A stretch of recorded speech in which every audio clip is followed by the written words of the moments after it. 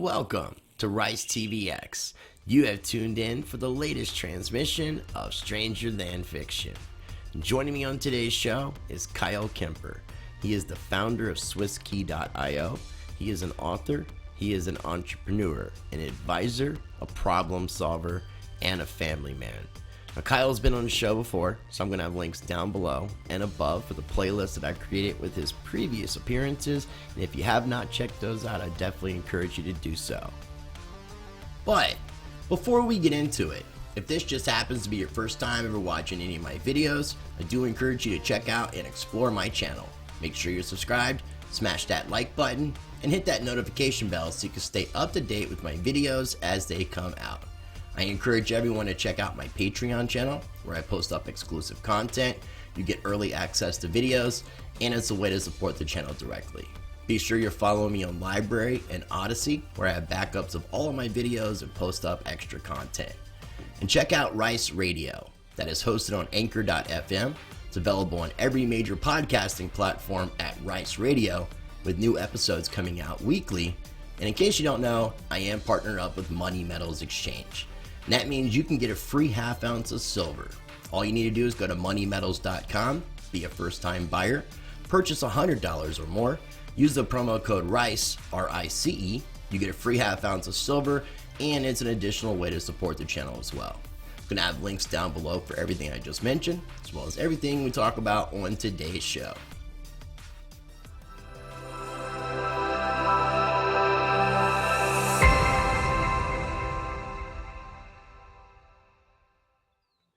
All right, ladies and gentlemen, joining me on today's episode is my good friend Kyle Kemper. He is not only the founder of SwissKey.io, but he's an entrepreneur, an advisor, an author, a problem solver, and a family man. And I can call him a friend. He's been on the show several times. I've got a playlist listed down below for all the videos that we've done together, and this one will be included as well. And I'm also going to have links down below for everything that we talk about on today's show. Well, Kyle, I appreciate you accepting my invitation. Welcome back to Rice TVX. How are you? Great. I'm doing great, Chris. Glad to be here, buddy. And I always look forward to our conversations, man. And I told you before we started that I have a few things I want to talk with you outside of the crypto element, and a lot of it has to do with freedom. And the last time me and you just did a one-on-one, not when you got involved in the roundtable conversation, we talked about the video that you had put out talking about people giving up their rights for a false sense of security. And so that kind of has been sticking in my head. And when I've been looking into the research, I've been looking into some of the things that I'm working on and trying to bring together. I definitely thought about you, and I want to bring it up after we're done talking about SwissKey and everything that's been going on with you. But it's been a while since you've been on, and my channel's been growing, thankfully, and I appreciate all the new subscribers, but not everybody goes back and reads or checks out old videos. So I guess if you don't mind, for people who may be unfamiliar with you, can you tell people in your words who Kyle Kemper is? Sure. I know it's your favorite question. So yeah, no worries. So, I mean, I've been, I guess, for the last 8 years, been heavily kind of involved in the cryptocurrency scene, initially Bitcoin, and then, into the expansion into more projects. And, I worked with some of the exchanges and some of the kind of the social payment platforms. And I was the executive director of the Blockchain Association of Canada for 4 years. And I just really believe that this technology is a technology, or it can be a technology for good, and that initially when I saw Bitcoin, I saw it as the scalpel to the cancer that is the Federal Reserve banking system, and it's mostly holding. I still believe in that, especially crypto at large. Mm-hmm. And currently I've got a project called SwissKey. We partner with a group called Tangem to make these physical NFC cards that are multi-currency wallets. There's one right there. Yes, sir. And so they've been updated since the last time we talked. Now that card is capable of holding Bitcoin, Bitcoin Cash, Ethereum, ERC20 tokens, all sorts of stuff. Like, so it's one card, multiple uses now, which is really rad. And they should also be capable of holding NFTs as well. Awesome. So I'm getting in the NFT space as well. I think there's a lot there. I've got a piece of art that we made last year in Miami that incorporated the card technology into the art to create, what I consider one of the world's first physical faucets. Who was crypto that faucets? You partnered up with somebody. I can't remember who it was. Yeah, part of Sergey Gordienko, the Do What You Love artist. Just an amazing Yeah, Do What You Love. Such a legend. That's what I was thinking. I wasn't 100% sure because I met several artists that weekend. I did see that where you were taking basically some of these cards, which use the NFC technology on your phones to read, and you were putting them in the artwork and then kind of hiding them, and people could actually withdraw and deposit money and just kind of keep it going. I thought that was ingenious. I made a whole Medium article about it. It's kylekemper.medium.com, and it's on my Twitter at Kyle Kemper. It's the pinned tweet that kind of explores, what we created. Ken called it the Mona Lisa of crypto art, which I think is awesome. And we're going to be showcasing it at the Miami Crypto Experience and at Bit Basel. And then, the intention is to line it up for auction at BTC 2021, the big Bitcoin conference that's happening in June in Miami. So that's what's going on there. And you were meant the Bitcoin conference that's happening in Miami in April is somewhere around April 20th through 23rd. What's it called? Yeah, it's called the Miami Crypto Experience or Crypto Experience. I think it's expcrypto.io is the website. And if you use the coupon code Kemper, KEMPER, you can get $150 off your ticket. And I'm going to actually be facilitating a workshop where we'll have the piece of art and we'll be playing with the piece of art. And I'll be giving away some cards to, I think, the first 20 people who show up to the workshop. And then I've got a bunch more cards too to sell while we're down there. What was the name of the website again? And expcrypto.io.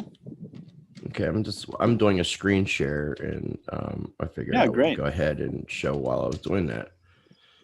So the 21st through the 23rd, I may do my best to make it out. So I'll let people know for sure, but I'm gonna probably be out in early June for is it the North American Bitcoin conference, or you said Bitcoin 2021? It's been put on by Bitcoin Media. Okay. It was supposed to happen in March of last year in San Francisco, but it got pulled. And here's that art piece. They were really trying to do that. Here's an art piece, that article introducing Do What You Love, and there's your beautiful wife and your baby. That's the family man in you. Sergey.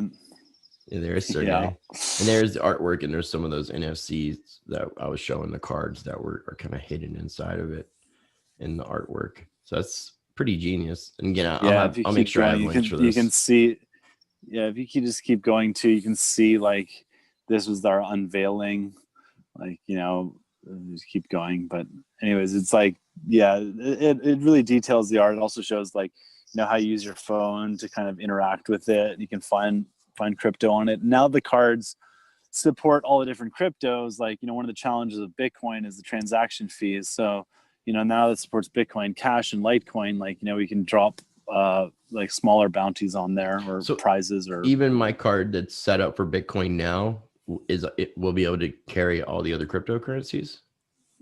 Correct. Backwards compatibility. It's amazing. Very cool. It's because it's through the application, I'm assuming, as well.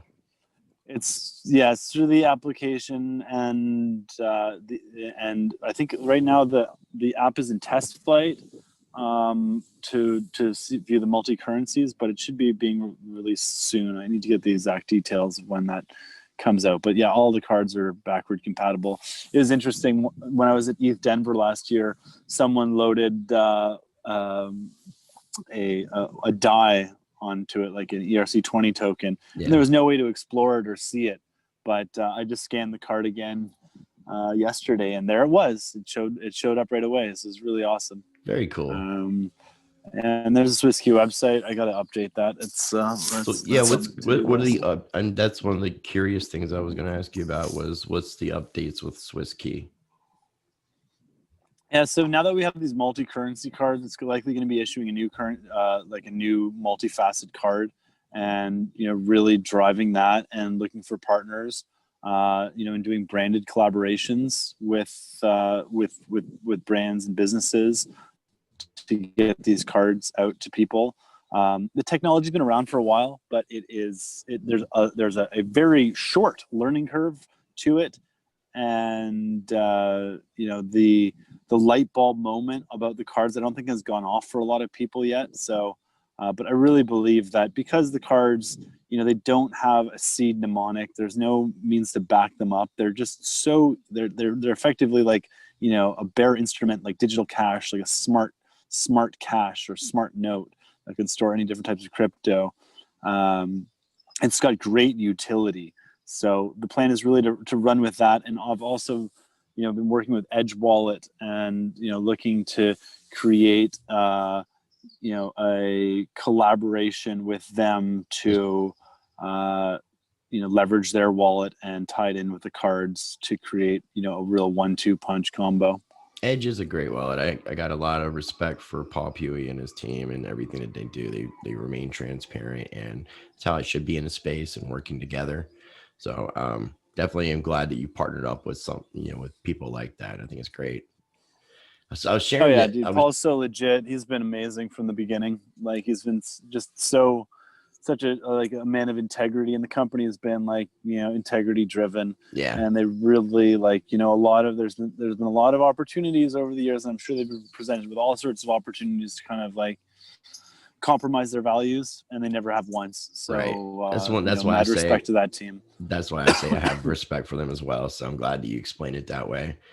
So I did a screen share of the SwissKey YouTube channel as well. So again, links will be down below. I know it hasn't been updated in a while. I mean, you've been dealing with a lot of stuff with COVID. I mean, so I got your YouTube channel. It's tough. It's tough having a family and also trying to keep on top of all these channels. And you're going between countries too, traveling and dealing with all that. Been between countries, and I've got 4 children effectively, and you and your wife were diagnosed with COVID, correct? No, it was just travel. It was just because your isolation. The only way to get diagnosed, traveling. Only way to get diagnosed with COVID is to is to subject yourself to that test. So no, I've not been diagnosed with COVID. I have had to do these crazy 14-day isolations when getting into Canada, and in the very beginning, my sister-in-law tested positive for COVID, and it was like fucking global news. And I had been in touch with her, so then we ended up doing like a 14-day quarantine in the very beginning of March, and taking it very seriously. We were wearing masks before anybody was wearing masks. They weren't like these crappy like oil-based dangerous masks we were wearing. Wait, let me ask silk you, scarves, etc. When you said your sister-in-law, are you talking about Justin's wife? Yeah. Okay. Yeah, because I mean, I have to. Yeah, I don't generally do this to you, man. But there is the freedom stuff. It comes into play with who you are, and for people who are unfamiliar, that's one thing that you don't really include is that your brother's Justin Trudeau, and it's interesting, right? I mean, I share that only because everything that's going on in the world, and you're kind of, as much as I know you love your family, you're taking a stand for what you believe in, and I have mad respect for that. Well, yeah, I mean, I've got to just like Paul hasn't sold out. Like, I'm not going to sell out. I'm not going to compromise my values or my beliefs based on the job that my brother has or that a family member has. Like, that just doesn't kind of add up for me. I'm not going to I'm not going to disparage him or attack his character, but honestly, where we are today, I just I don't really support the policy decisions that him and his party have made, and I believe that they've been, informed. They're taking the decisions that really aren't based in science, and it's very troubling to see, Canada and see my friends and be exposed to this, type of behavior and this conditioning that's taken place. And it just is a testament to the power of the pharmaceutical media, as I mentioned in one of my articles in the Globe and Mail, like the global corporatocracy,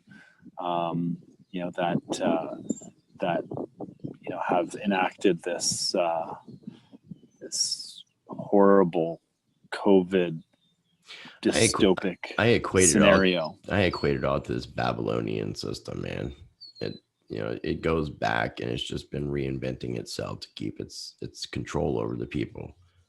And it's in that period of time where that cycle changes and those old paradigms become gone, and we start shifting into a new way of thinking, and potentially learning from all the mistakes we made, and hopefully advancing and evolving. What were you saying? Because and this is we did a conversation, and the second time we had a one-on-one. What was the basic message in this video of this particular video entitled "Urgent Message Regarding COVID-19 and Loss of Privacy Rights"? I mean, the title kind of says it all, but in your words, what is this almost 7 minutes of an important message? This was around this was kind of filmed, I think, in early April or sometime around that time frame. Yep. When it became clear that this was going to, that we were seeing, a global, in my opinion, manufactured crisis, and that, privacy was one of the greatest threats, and freedom of speech and freedom of assembly is all lost. And and then, we're seeing it now with the idea of vaccine passports. They're going to leverage this blockchain technology to create, a prison planet, and create a social credit store, and requiring us, requiring permission from, an authority to be able to, freely travel and engage in society. And it's always done with our best interests in mind and our safety in mind. Well, let me ask you this. Pouring on this fucking fear narrative. I'm sorry to swear, but this fear narrative. No, you're good, man. You're good. For the last year, and this constant bombardment of fear, and which just drives an anxiety, it drives sickness, it lowers your immune system, coupled with the mask, coupled with the isolation and the anxiety, coupled with the hand sanitizer basically nuking our microbiome. It's just one thing after another. Well, dude, let me actually make a sick population. So if I'm not mistaken, you've been to digital ID conferences before 2020. Is that correct? Man, I was at the ID 2020 conference at the UN years ago. So I didn't know what was going on with that group. How would you tie that into, right? I wasn't saying you were attending because you were a part of it. You were there. So experiencing that and hearing what was being said and the messages that were being delivered at that said event, how does that tie into 2020 from, it's because you kind of got a little bit of they laid the platform, and the idea of self-sovereign identity is good in construct, and the idea of being in control of your data is good in construct, and as at a fundamental architectural level, it all makes sense, but it also it does make us technology slaves, to a degree. It can make life, more simple. It can be easier to verify than to trust in many instances. But it's also the foundation that, through policy, the mandate of, say, digital identity and a vaccine passport, like, that if you haven't, acquiesced to, experimental gene therapy, that you must, that you are on a blacklist. Right, you're not included. No, it's crazy, dude. Have you looked into anything about the decentralized digital IDs, the DIDs? Yeah, I mean, absolutely. And like, and that's why, like, that's why, I wrote my book, The Unified Wallet, Unlocking a Digital Golden Age, like exploring like what's possible when we're in control of all of our different shards of identity. Like, one of the things about digital identity, it's not like a one piece that is everything. It's you having a wallet that where you control all these different facets of identity. Like, our digital identity is made up of many, many different things, and right now they're being stored in centralized like places all over the place, and we don't actually have access to it. So We don't have in a rights DID, to it, yeah. decentralized framework, we can like, repatriate our data, our keys, our access to our information, and we can be the custodians of that. We can be the custodians of our children's, or or wardens of maybe our grandparents, or be able to even take power of attorney over people.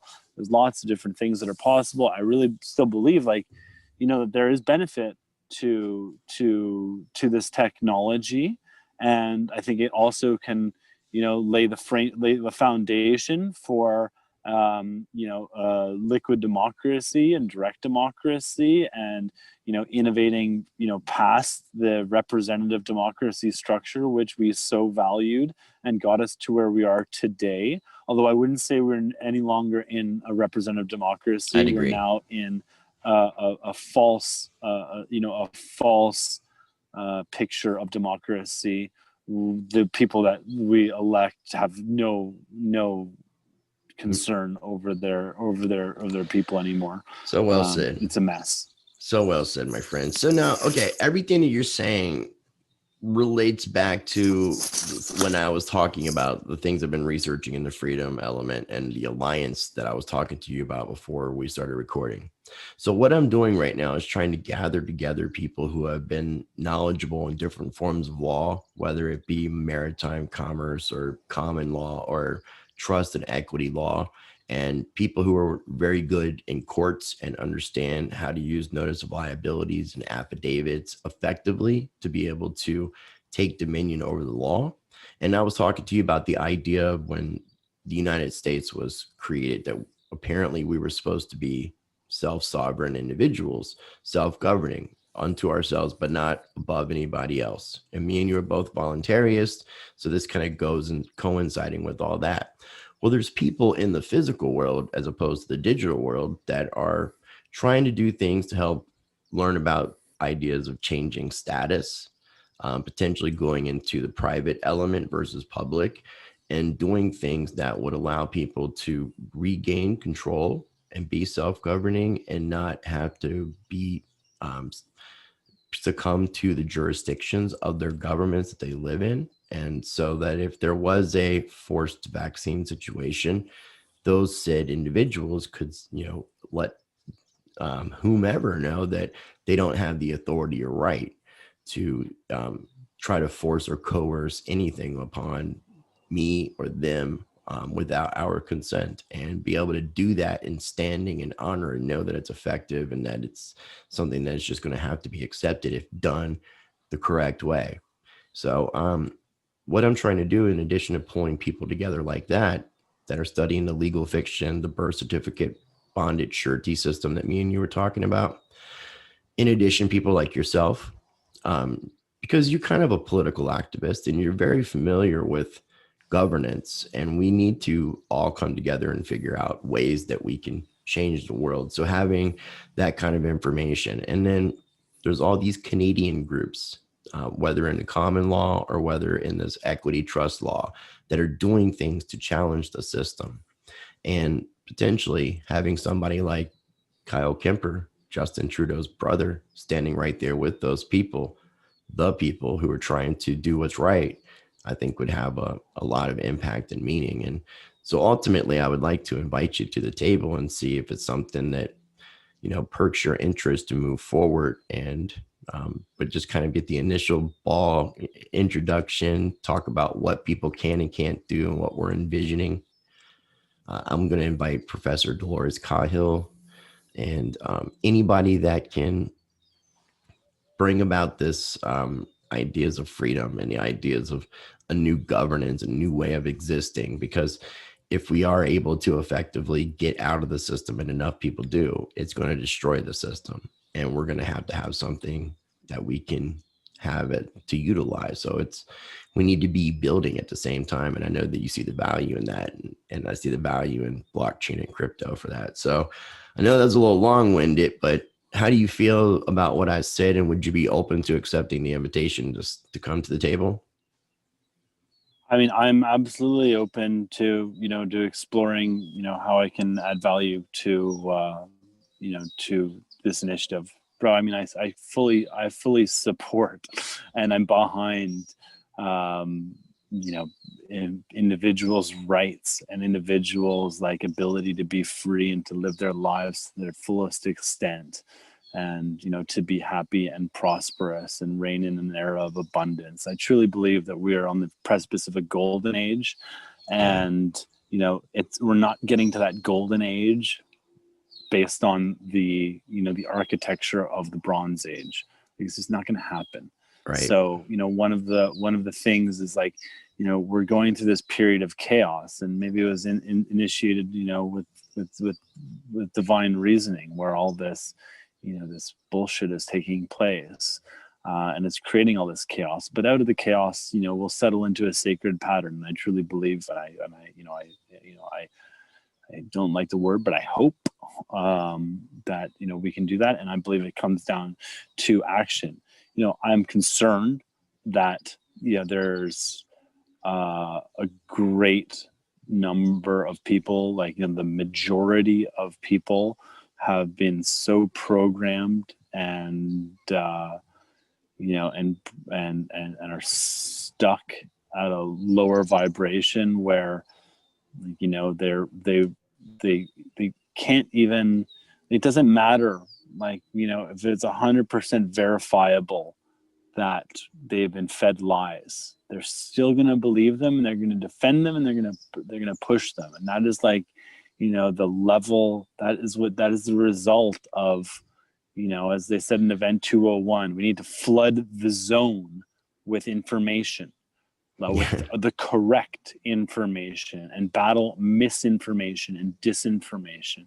And to this day, it's still, they won't debate, they won't even explore any of these things. It's just label it conspiracy theory, and all of a sudden, that's carte blanche to not even answer questions. Yeah. And that's really, really dangerous. And that is now we're on a really slippery slope when that starts happening. You need to be held accountable. There needs to be responsibility for your actions. And we're seeing this too, and absolutely with the government and with Justin and team. You guys, you are servants of the people. You must be responsible for your actions. You need to be held accountable for your actions. We need to see the paper trails on where all this is going. And this is what I like about blockchain technology too. It's you put all government spending on a blockchain ledger, and we can see what's going on. Because there's a huge scandal in Canada, or not a scandal, but big question. But where's all the money? Where is all this money? You guys have spent trillions of dollars. Where did it go? And then with digital identity and being able to attribute it to decision makers and the influence of decision makers, you can get a pretty clear, transparent picture of that.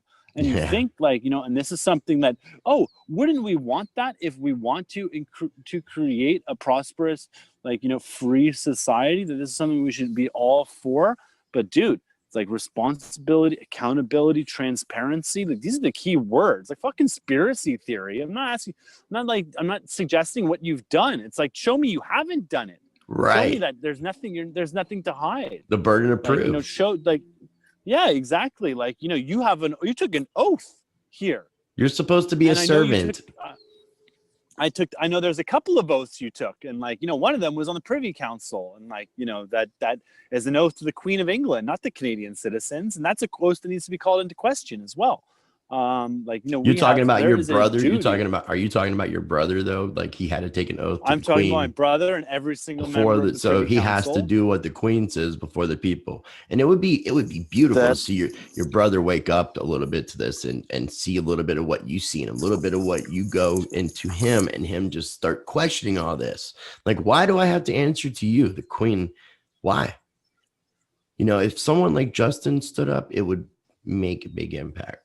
That's why I think a lot of people put a lot of faith into Donald Trump, regardless of if it was one and warranted or unwarranted. yeah, I mean, and sure, and I think, and it's just like, you know, speaking to your people too. It's like, you know, give them a reason to, like, you know, open the books, like make it clear, like don't talk, like you just be like, let's explain and showcase that, you know, that we're gonna stand behind the words that we say, and that we actually believe what we're saying, and, you know, the best interests of Canadians are, and you know, and more than just Canadians, because Canada is like, you know, it's being watched by many other countries as, you know, an example for this. But like right now, I'll say, like, it is not good in Canada. People want to leave Canada. I want to leave Canada. I'm not in Canada right now. They're standing up, brother. They're standing up, but it's like, you know, it's how far are you gonna get pushed? Like, dude, I just saw like Chris Sky, for example, who's been like, you know, been really speaking out about people's rights. And he's Dude on a is added to a no-fly list now, no-fly right? list. Yeah, just because he's Like it, now they like, deem you know, him a terrorist. well, this is like, you know, and this is what is really scary. And like, you know, and in England too, like, you know, they're if you want to leave the country, you got to request permission. Like, this is what Kyle, how do we get to here? I Or love in you, brother. France, an I 8 love you. o'clock curfew. The sun sets at 9:30. An 8 o'clock curfew. You can't even see the sunset outside. What has happened? Dude, I How did love you, this Kyle. get here so quickly? And you said it best when you said it comes down to action. And I have this philosophy that when enough people take a stand, nothing can stand against the people. And we individually have the power and impact to make change in this world, no matter how big or small that impact is. But together, collectively, we can literally change the world. But we just have to And it doesn't take 50% of the people. It doesn't take the majority of the people. It literally takes, like, you know, 5% of the people to inspire the other 95. That's what we're trying to do. It's and you know, and to that point, I'd say come to Miami and, like, let's get back together and let's show let's broadcast, you know, to everybody, and set our vibration that we're not afraid. You know, I trust in my body to handle influenza or coronavirus, or, you know, whatever the world wants to throw at me. This is ancient tech that we're rolling in. These vessels are awesome. Like, we don't need to hack the code with, you know, something, with some kind of, like, you know, drug. It's a drug. It's like, you know, it's experimental gene therapy. We have the ability to just say no, like, you know, and stand up for our rights. Just say no, it, dude. Like, How is your phone? The kids. I want to make sure your phone's good on. Yeah, I'm battery. good. I'm good. Like, I just don't want to lose you. That we're on low battery. I didn't want to lose you in mid conversation, because this is a good one.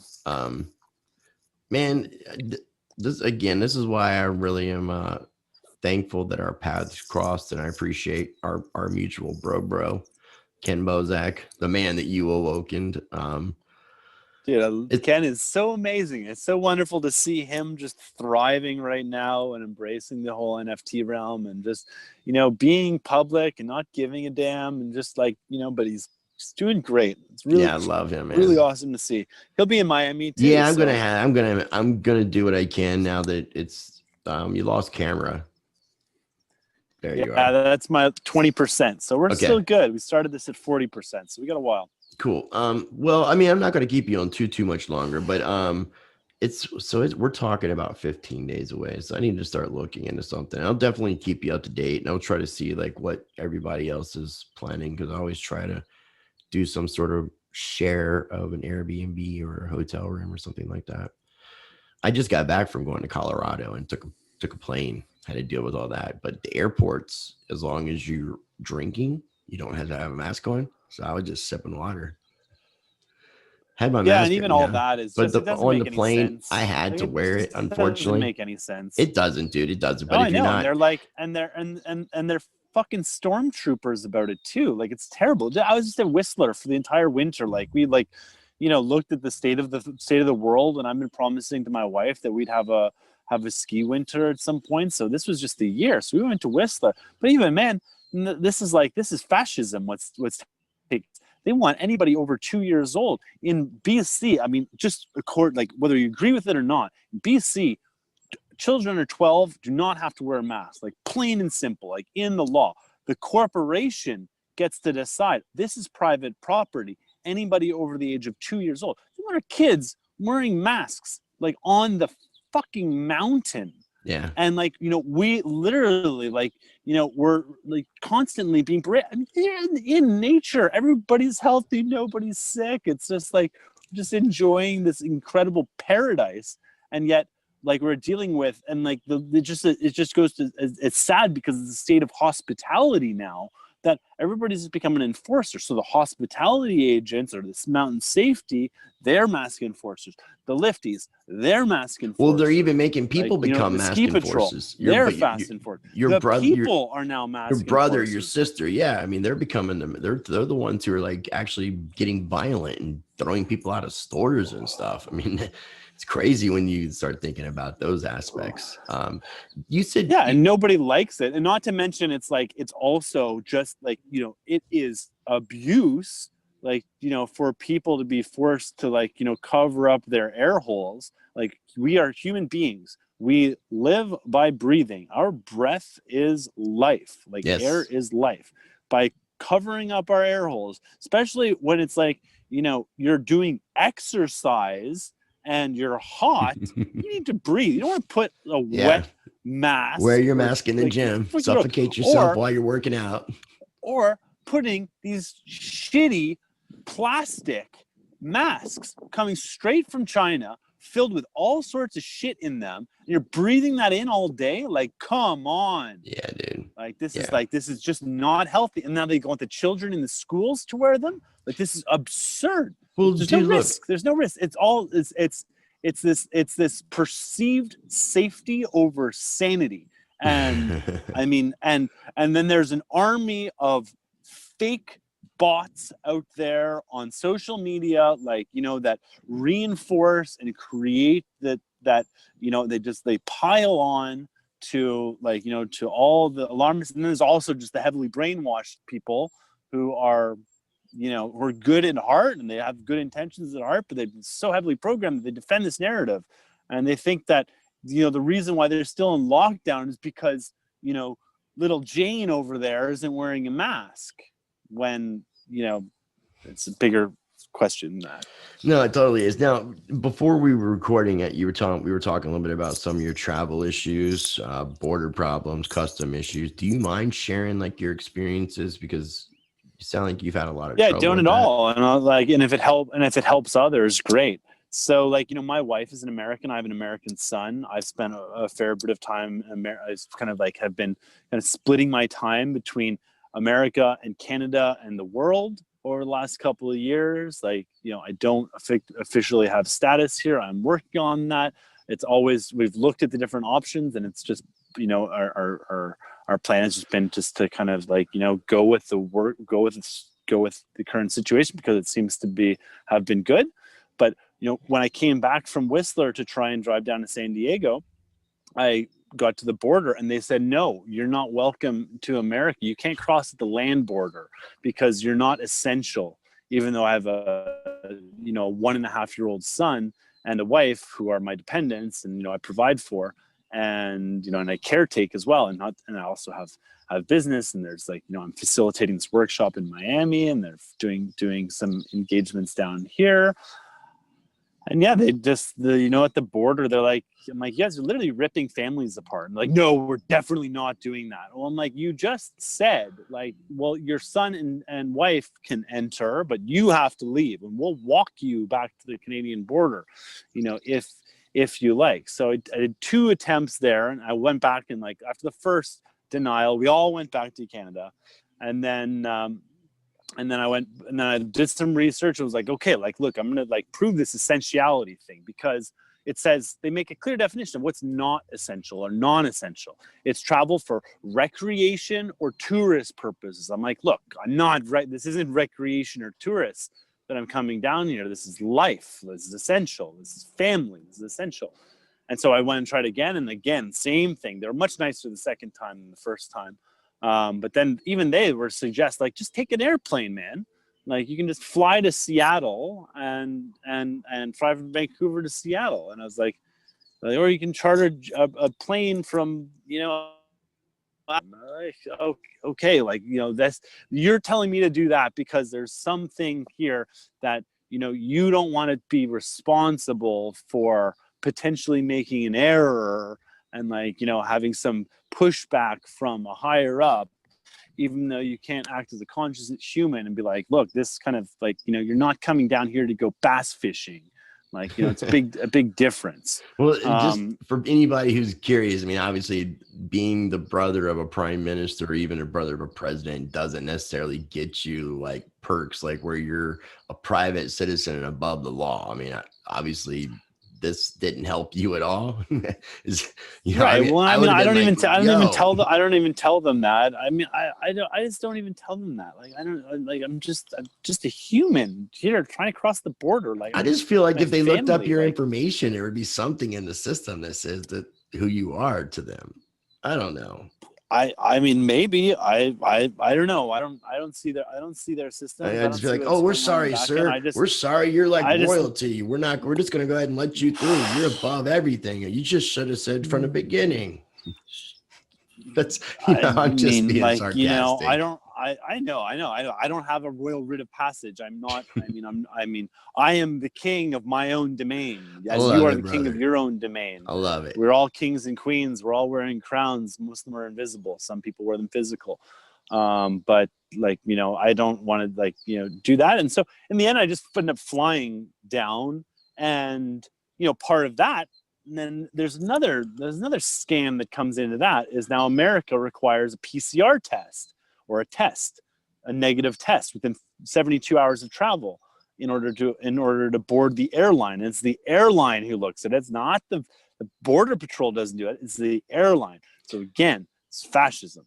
And then and then I have to go book a fucking test and have I like fortunately was able to get a rapid test, which didn't involve like, having them skewer the back of my nasal cavity my brain in a very sensitive area. Did you get the anal one? Did not get the anal one. Okay. No. And thank God. But I would say that like, in looking at that, all of a sudden there's a huge pop-up industry. Like, I went to covid-medical.ca where, the tests ranged from $300 to $900 based on your turnaround time. And you need to get it done in 72 hours. So I booked like the $300 one, which I just feel like is extortion anyways. It's like, it's just another barrier, and it's a private industry, and they're giving you an unreliable, unnecessary test, whatever. And there's other questions about what's on those swabs and what they're doing with that. A whole another realm of questions, but that is like, that is medical interventionism. That is uninformed consent towards like, having your body violated. Like they literally pushed this swab. It was just in the front of my nose, but my nose was bleeding after it. Like it was so aggressive. And wow. Like, and I feel so bad for like my friend is an actress and she's getting tested 3 times a week, and not that test, right to the back of the brain. And like, it's just terrible. And so they're like conditioning this kind of thing. And then you get there and then they're like, oh, you want to come on the plane? Hold on. First, I'm going to shoot you in the head with this thermometer gun right in your pineal gland.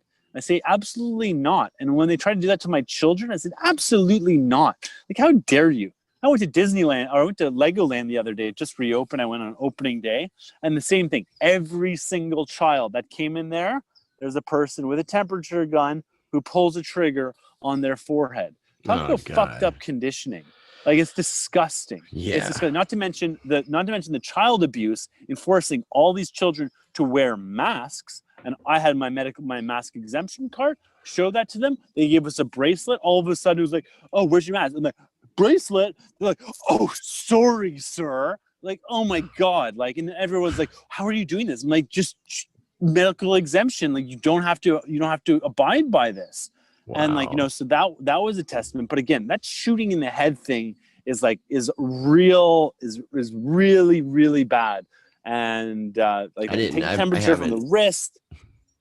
I haven't seen anything like that. So you sharing it, man, it's eye-opening, and I appreciate you doing that. It's horrible. It's disgusting, and it's dehumanizing, and it's aggressive, and it's like desensitizing. And like, nobody should ever have like, some like, trying to get paid. Like, even for that guy, like the guy at Legoland, I was like, he's like, "Oh man, I'm so sorry." Like, I was like, "Dude, like you literally shot like 1,000 kids in the head today. How do you feel?" Like, I'm not trying to say in like a bad way to him, but it's but you're trying to make him think what he's doing. It's traumatic. It's traumatic. Wow. All right, dude. Well, one, I'll be in touch. I'm going to go ahead and wrap things up because I know you're probably getting there close, and we've had a great conversation. I'm going to follow up with you outside of this. Before we end the video, though, do you have any final thoughts or anything you want to add before we do wrap up? So, just like, to anybody, like, you follow me on Twitter at Kyle Kemper. If you want to, like, get a SwissKey card, you can order them on the website. I think if you just order an Ethereum one, I can send you one. They're all multi-cards now too, so they're pretty cool. I have a Patreon account. I think I have like 4 subscribers. If you want to support there, like, it's all love, it's all good vibration.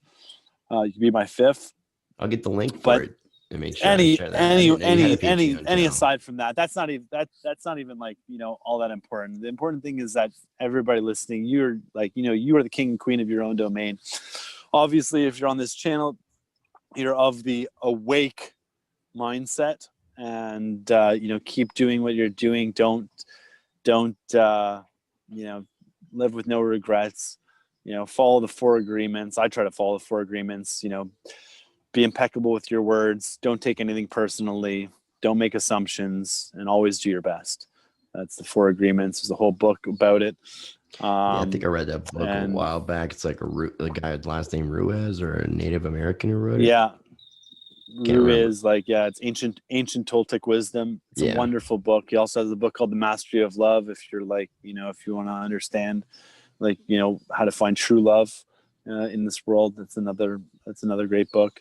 Sweet. Anyways, I'm just really grateful that that we've had this and we've shared. I stand by everything I say. I'm unaffiliated. I'm not like, nobody's paying me to say what I'm saying here. I stand by it. I love my brother too. I think he's an amazing individual, amazing person. I know you do. I just don't agree. I just don't. I'm just troubled, and unfortunately, we're not really on communication terms so much. There's there's a lot of the ego is a hell of a thing, and it is. It's a killer. In fact, it's a killer.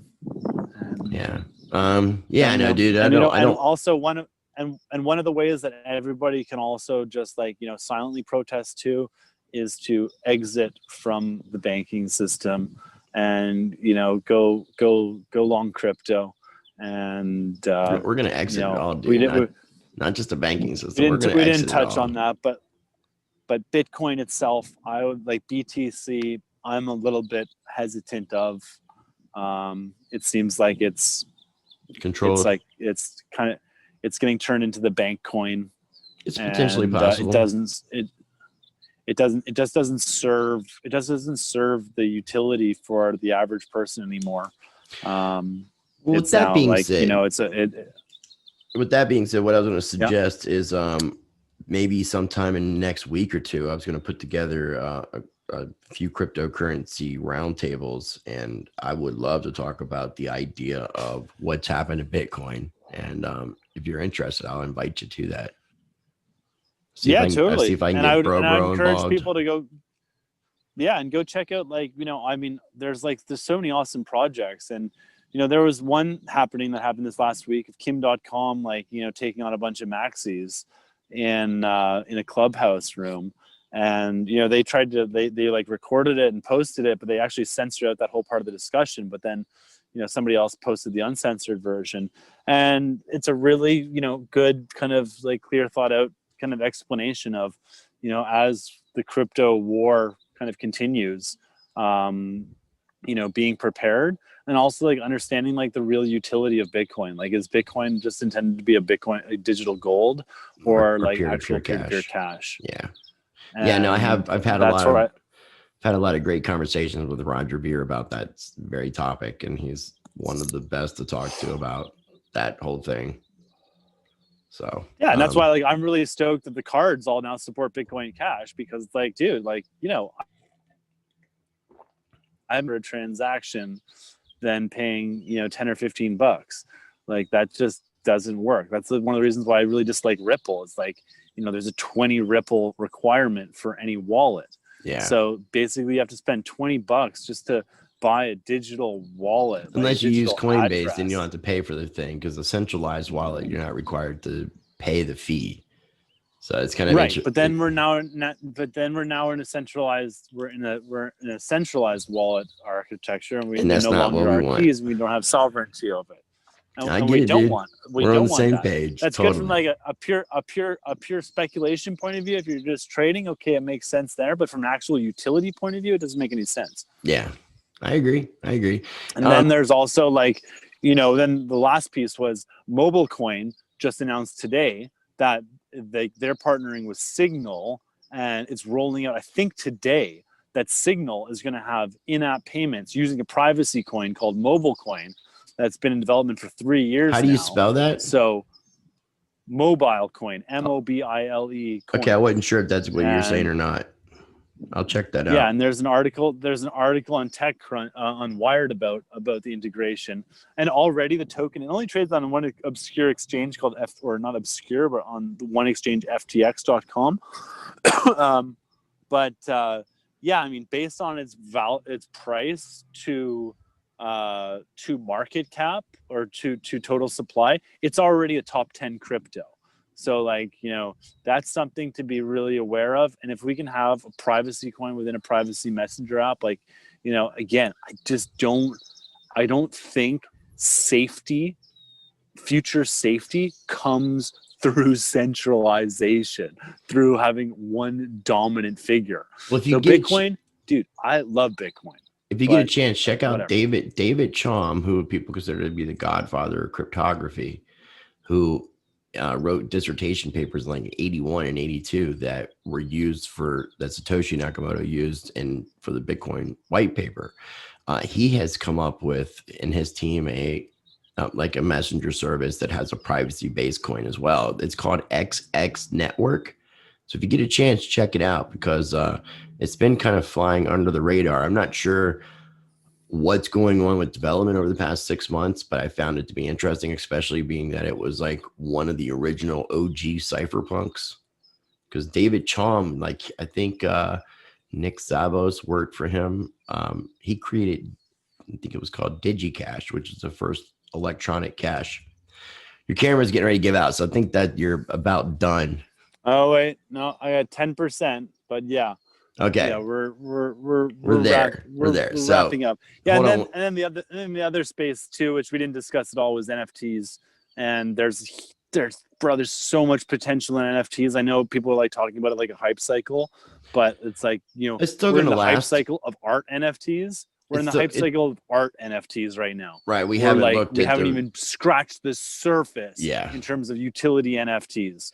I did a really good roundtable with Ken Bozak, Crypto Blood, and Crypto Zombie about NFTs. We talked about like a variety of use cases, where like anything from certificates and licenses to deeds, contracts. There's a lot of different things that you can do utilizing the NFTs, concert tickets, anything that you want to represent in a digital format. But the licensing and putting all those things in a public, transparent way, is obviously the way that we would like to move forward. So awesome, dude. I really appreciate if you could bear with me real quick. I'm going to wrap up and then talk to you for one quick second. But you got it. Thank you, Chris. Love you, buddy. Thank you, Kyle, man. I love you too. So ladies and gentlemen, I have links down below for everything that we talked about. If you're not subscribed, make sure you subscribed. I'd encourage you to hit the notification bell so you can stay up to date with my videos. Hit the like button so other people can see this information in the YouTube algorithm flow. And as always, I encourage you to be the change by practicing change.